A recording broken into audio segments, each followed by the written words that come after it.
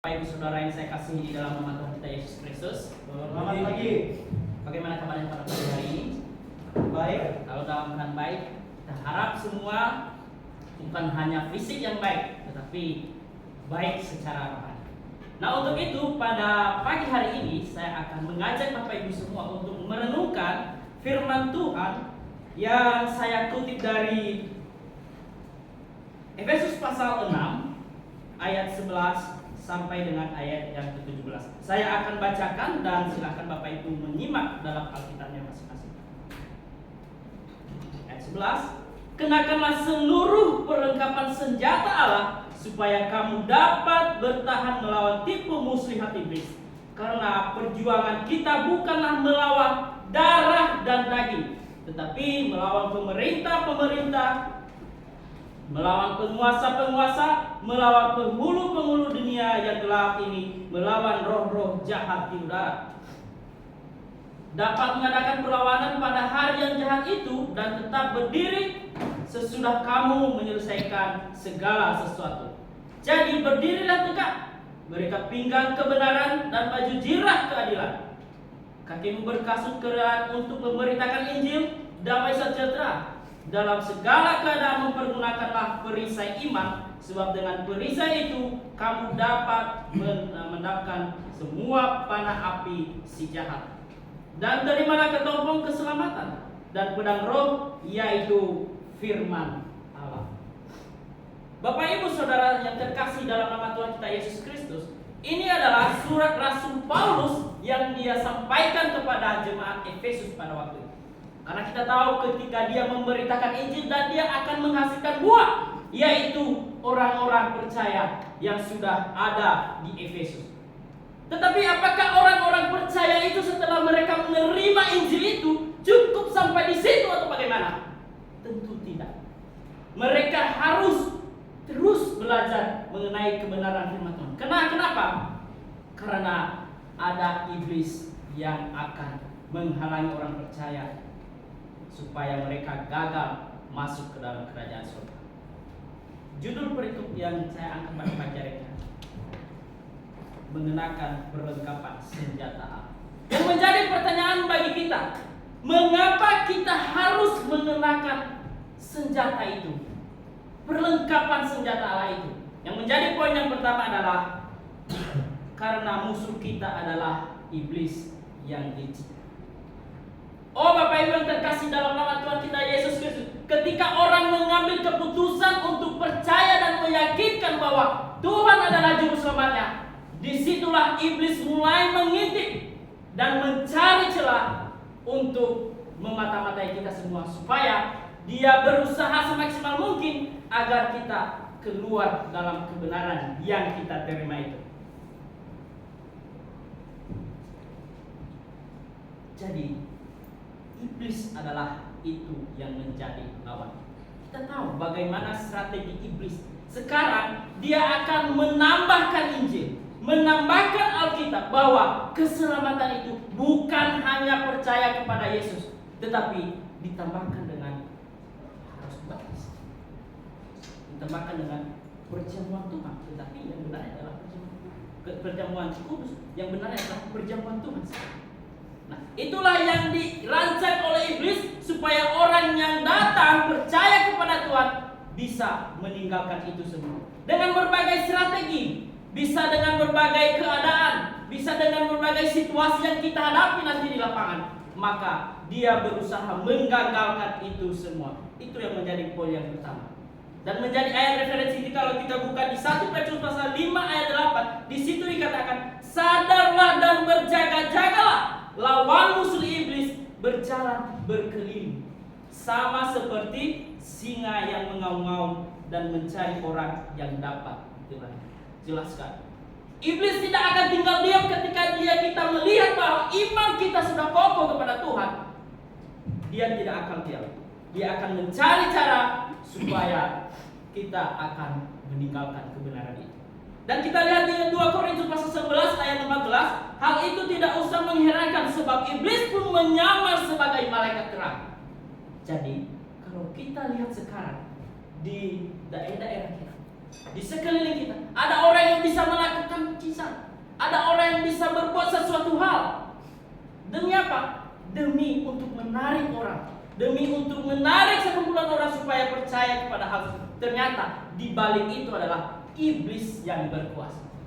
Jadi Bapak Ibu, ketika kita sudah berada di dalam kebenaran, maka hal-hal itu kita bisa atasi. Karena kenapa? Kita terus belajar dengan kebenaran firman Tuhan yang telah dituliskan oleh rasul-rasul yang telah mendahului kita sebelumnya. Dan poin yang kedua adalah karena kita tidak berperang melawan darah dan daging. Bapak Ibu, di sini di poin yang kedua dia katakan pada kita tidak berperang untuk melawan daging dan darah. Apa maksudnya? Perlawanan kita yang kita lakukan adalah perlawanan rohani. Tentu kita tahu, kalau kita lihat seorang prajurit, seorang batalion atau suatu pasukan ketika melakukan peperangan pasti mempersiapkan diri, mulai dari helm mereka, mulai dari senjata yang mereka akan gunakan, mulai dari ikat pinggang yang mereka gunakan, peluru mereka. Namun di sini itu dikatakan kita bukan melawan darah dan daging, tetapi kita melawan iblis yang seperti saya baca tadi adalah penguasa-penguasa di udara, adalah roh. Itulah yang menjadi perlawanan terhadap kita, peperangan rohani. Makanya dikatakan di Efesus pasal 6 ayat 11 di situ dikatakan bahwa kenakanlah seluruh perlengkapan senjata Allah itu supaya kamu dapat bertahan melawan tipu muslihat iblis. Yang menjadi pertanyaan bagi kita, apa saja perlengkapan persenjataan Allah itu? Pertama adalah kita lihat di Efesus pasal 6 ayat 14. Jadi berdirilah tegak, berikat pinggang kebenaran. Kebenaran adalah suatu fondasi yang kokoh kepada kita yang harus kita miliki. Kita hidup di dalam kebenaran. Apapun yang kita lihat yang mempengaruhi pikiran kita, kita tetap berada di dalam kebenaran. Dan yang kedua adalah baju jirah keadilan. Baju jirah keadilan adalah keadilan di sini adalah keadaan benar di hadapan Allah yang kita terima melalui iman kepada Yesus Kristus. Baju jirah keadilan yaitu keadaan kebenaran, keadaan hidup sesuai dengan kebenaran di hadapan Allah. Kita lihat di Roma pasal 5 ayat 1.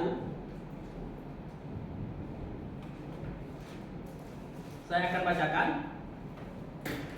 Sebab itu supaya yang dibenarkan karena iman, kita hidup dalam damai sejahtera dan oleh Allah karena Tuhan Yesus Kristus. Jadi baju zirah keadilan adalah bagaimana posisi kita hidup di hadapan Allah dengan benar, sesuai dengan apa yang dikehendaki Allah. Itulah yang harus kita lakukan di hadapan Allah.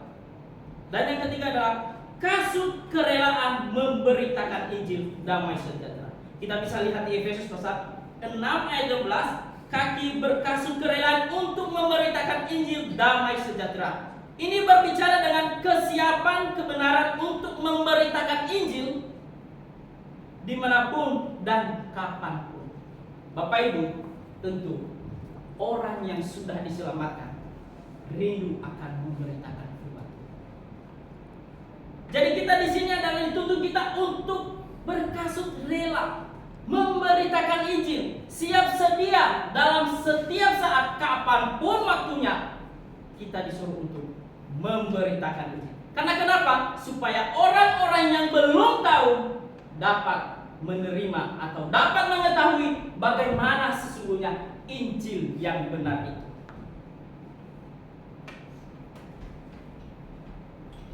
Dan poin yang berikutnya lagi adalah perisai iman. Perisai adalah sesuatu hal yang sangat penting dalam sebuah peperangan. Karena kenapa? Ketika kita melakukan peperangan, maka kita harus memperlengkapkan diri dengan perisai. Karena dalam sistem kerajaan atau peperangan dalam sebuah kerajaan itu sangat berguna. Kenapa? Panah yang mereka luncurkan, tombak yang mereka lempar. Maka kalau kita tidak memiliki perisai iman atau perisai dalam seorang prajurit, maka bisa tewas dengan sendirinya. Tapi perisai yang dikatakan di sini adalah perisai iman. Apa itu? Iman adalah perlindungan kita dari serangan segala iblis. Ketika kita beriman kepada janji dari Allah, serangan-serangan berupa keraguan, kekuatan, dan pencobaan akan terhalau. Perisai itu apa? Perisai itu adalah firman Tuhan. Tuhan telah berjanji kepada kita. Tuhan telah memberikan sesuatu hal pengharapan yang begitu luar biasa kepada kita. Apa itu? Keselamatan. Jaminan keselamatan. Garansi untuk masuk surga. Ketika kita hidup benar dan ketika kita menggunakan firman Tuhan untuk melawan sesuatu hal yang ingin menghajar kita atau membuat kita untuk mundur dalam suatu peperangan rohani, keraguan dan pencobaan, maka gunakanlah firman Tuhan. Bacalah firman Tuhan, karena di situ ketika kita membaca firman Tuhan, maka kita akan mendapatkan kekuatan kembali. Dan poin berikutnya adalah ketopong keselamatan. Berbicara dengan ketopong keselamatan adalah tentang helm.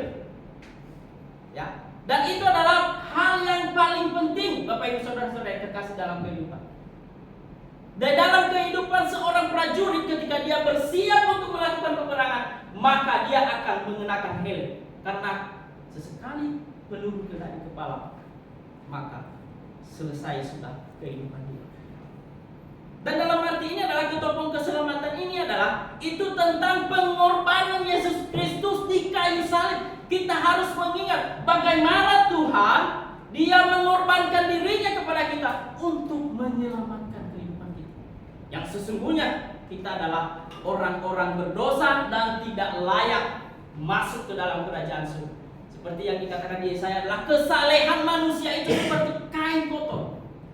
Betapa hinanya manusia ketika jatuh ke dalam dosa. Tetapi dalam karya penebusan Tuhan Yesus di kayu salib, maka semua akan diperdamaikan dengan Allah. Dan yang terakhir adalah pedang roh. Apakah pedang roh itu?